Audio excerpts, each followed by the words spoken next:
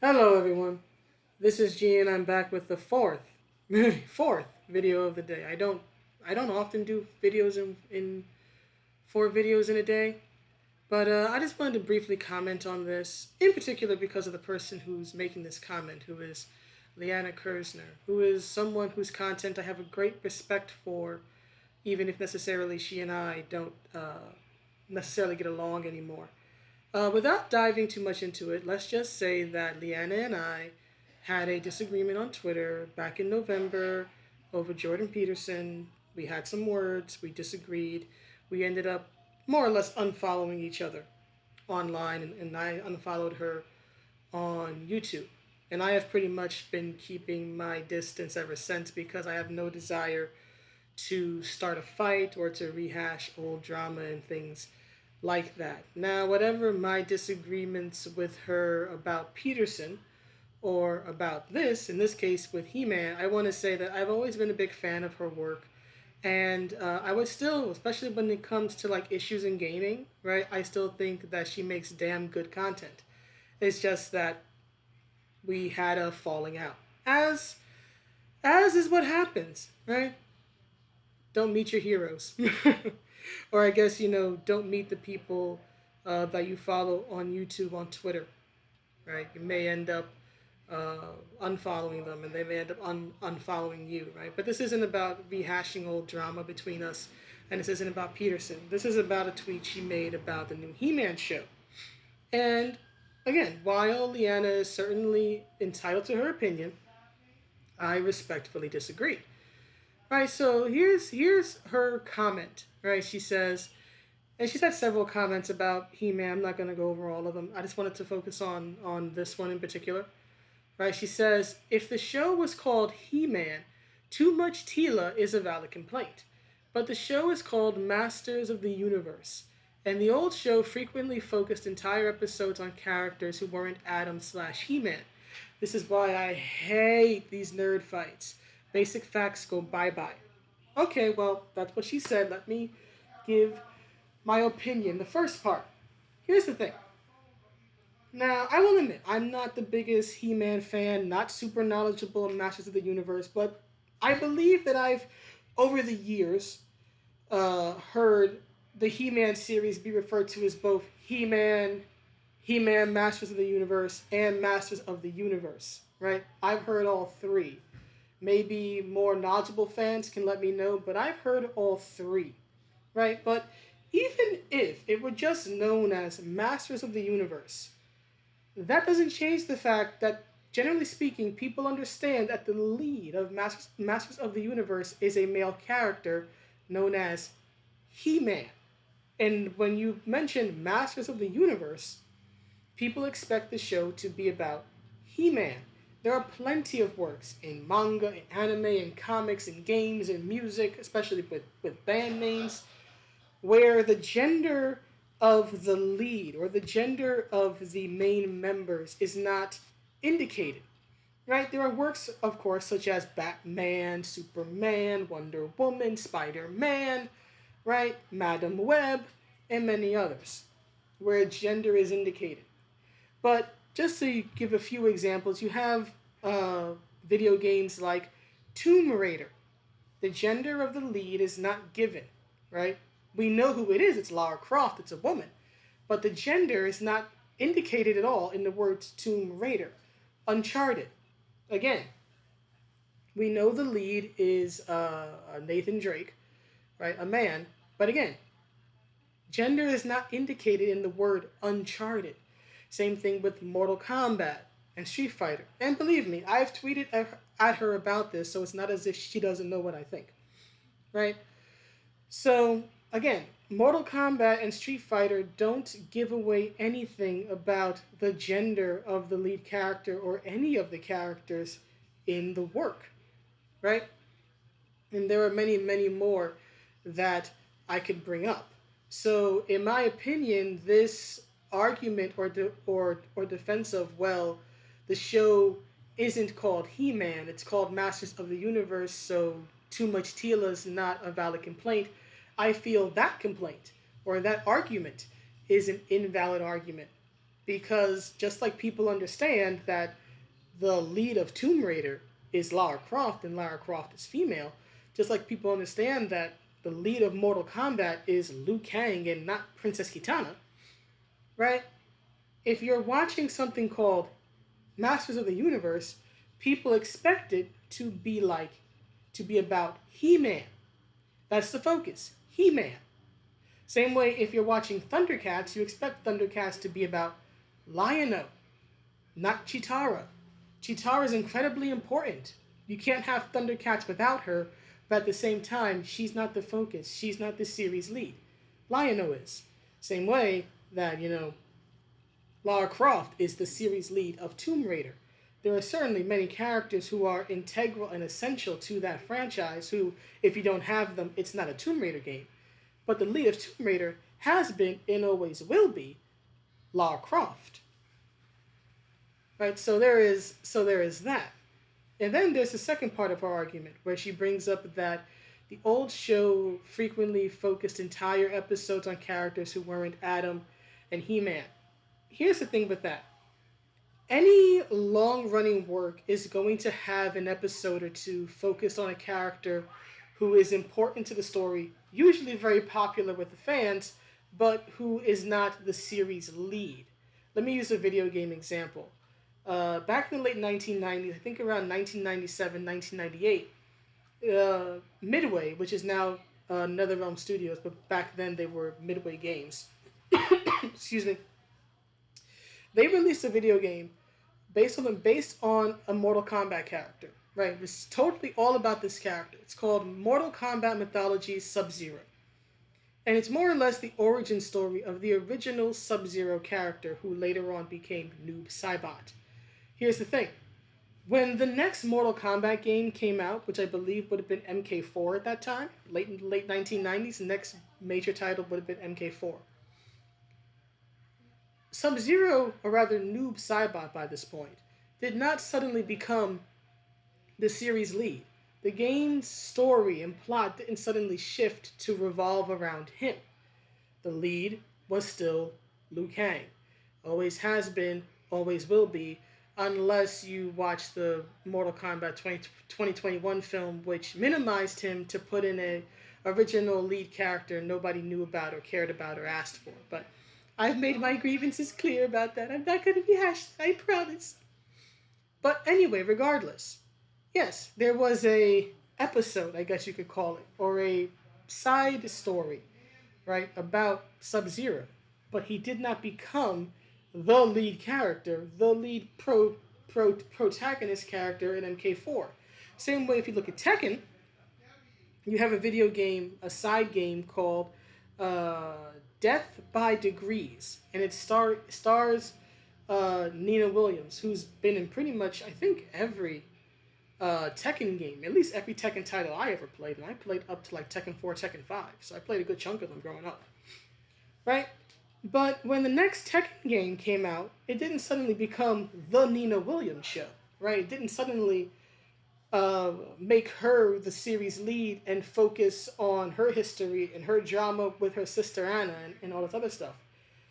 Tekken still stayed firmly focused on mainly the men of the Mishima family, Hachi, Kazuya, Jin, trying to all kill each other. That's sort of what the storyline's always been about. And everything else sort of revolves around that. But my point is that Nina did not suddenly become the lead character. She was still a main supporting character. That didn't change. Right? So this argument of, well, the old show used to do episodes about characters who were in He-Man. Okay, that's fine. Any long-lived work is gonna have little side stories about the other characters who are not the series lead. But in the end, when it gets back to the main story, it defaults to the protagonist. That's the way it works. Right? And then, of course, there's the last part here, which is where she says she hates these nerd fights because basic facts go bye-bye. Well, personally, I find this to be just needlessly salty. right? She doesn't, and I want to be clear, she doesn't have to share my opinion. She doesn't have to share the opinion of others. But I think with this sentence, she's being incredibly dismissive of why people are upset about this show. I've literally been on Twitter all day long. Not the smartest thing to do, to be honest with you, right? But this is not about basic facts of He-Man, right? Or anything like that. This is about the fact, and even people, I'll scroll down a bit, right? You even have it here, right, with MJ Tanner saying, "Yet we were told from the beginning from multiple sources that the show was all about He-Man. Why did the staff insist on lying and gaslighting us?" And then Geek Illustrator Dad, I mean, it was all about He-Man and the Power Sword and Orin Darklord. My issue, it would have been Tila Focus, that it would be Tila Focus leaked ages ago. Kevin Smith flatly denied it and basically waged war against the YouTubers who had the leak. He lied and gaslit. And then we have Glitter Ho, interesting name. Agreed. I like the new show and agree stories that go on this long need to change it up, but it's undeniable that Kevin Smith lied and treated people like idiots, who I guess what the new show would focus on. It's textbook gaslighting, and I don't know why he bothered. He could have said nothing. Right? So all of these responses have more or less the same theme or idea, which is that Kevin Smith lied. That's what I've been reading and hearing about all day long on Twitter. That Kevin Smith lied, that he needlessly attacked Clownfish TV, right? And that it's basically been a bait and switch. As one of my commenters so wonderfully noted, I'm going to see if I can pull it up here. Notifications. All right, so let me try to find it.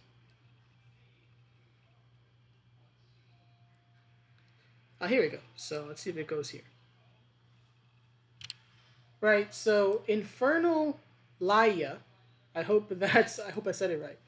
Infernal Laia says, "That's like announcing, say, a new Xena Warrior Princess series, making a big deal about how it's returning to her adventures, then killing her off in the first episode, and here we are watching Autolycus for the rest of the show.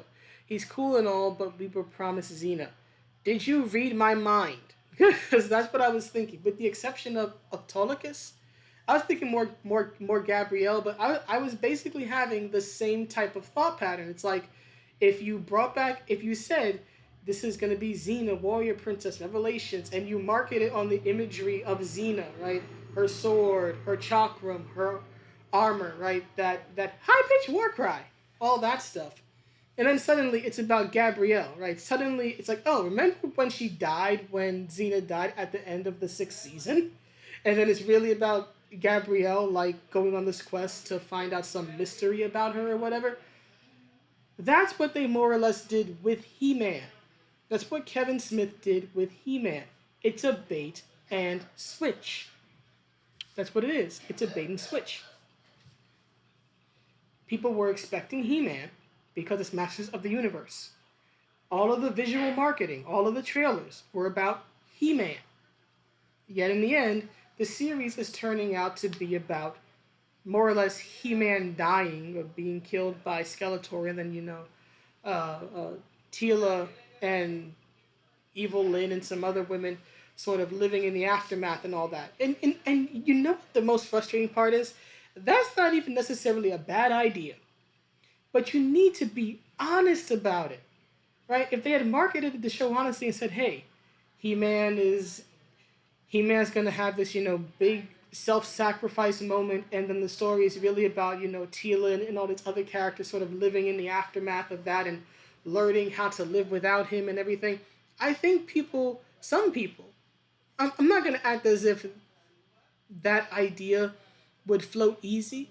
I think it would be a hard sell, but I do think some people would be like, hey, a series more about Tila. That would be interesting, sort of, this, life after He-Man type of thing, right? So I just wish out of everything else, I really haven't commented on the He-Man stuff too much because I think that Clownfish just says everything that I could ever say about it. Especially since they're really hardcore fans of it, and I'm not. But I think the biggest mistake out of all the many mistakes that have been made as regards He-Man, the biggest mistake is that they lied to people. Kevin Smith has been caught in lie after lie after lie after lie after lie. All people wanted was a He-Man show. If you weren't going to give them a He-Man show, then you just should have been honest and said that you weren't going to give them a He-Man show, or that He-Man was not going to play as big a role, and then let the show live or die on its own merits. But they didn't do that. They pulled a bait and switch. They bait people with the images of He-Man, say it's all about He-Man. Kevin Smith even tweeted, and people have been bringing that up constantly, that he tweeted about how He-Man wasn't going to get pushed aside, and all this other stuff. Yet in the end, people, even people like Grace Randolph, right, who's very much, let's say, very friendly media. Let's put it that way. I tend to disagree strongly with Grace Randolph on damn near everything. But even she noted that the series has a lack of strong male leads. Well, that's not something you should be lacking in a series about He-Man. A series about He-Man should not be lacking strong male leads, just like it shouldn't be lacking strong female leads. It should not be lacking strong leads, period, regardless of gender. But when the series is literally called Masters of the Universe, and people understand that the main character of Masters of the Universe is a person called He-Man, right? Well then, what they expect is He-Man. Same way that if you were to do Xena, people want Xena. Not Gabrielle, not Ochocolis, or how the hell you say this, not Callisto, Xena. Same way that if you were going to bring back the old Hercules show, right, people would want Hercules. They would not want his little blonde friend, right? People want what they want, right? People want what you tell them they are going to get. If you market everything and you make these heavy implications that, hey, this series is going to be about this particular character, and then it's not about this particular character, people have a right to be upset. That's just the truth of it, right? You should not always be attempting to subvert people's expectations.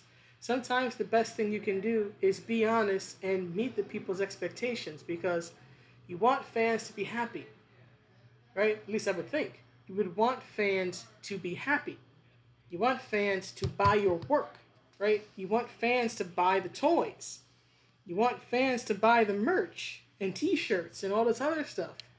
That's how a franchise stays alive, by keeping fans happy and by selling stuff to them. A fan who is upset is a fan who's probably not going to spend too much money on this. They're not going to watch it. They're not going to spend money. And all you do in the end is piss off the fans who weren't looking to get angry. They wanted to like it. And you hurt yourself, because now all that nice disposable income fans would have given to you, out the window now. Now it sits in their pocket waiting to be spent on something else. So sometimes, maybe, just maybe, you should respect the fans' intelligence, and just, as James Bond himself said at the end of Tomorrow Never Dies, give the people what they want. But anyway, that's the video. Please let me know what you think, and I will see you on the next one. Have a good day or night wherever you are. Bye.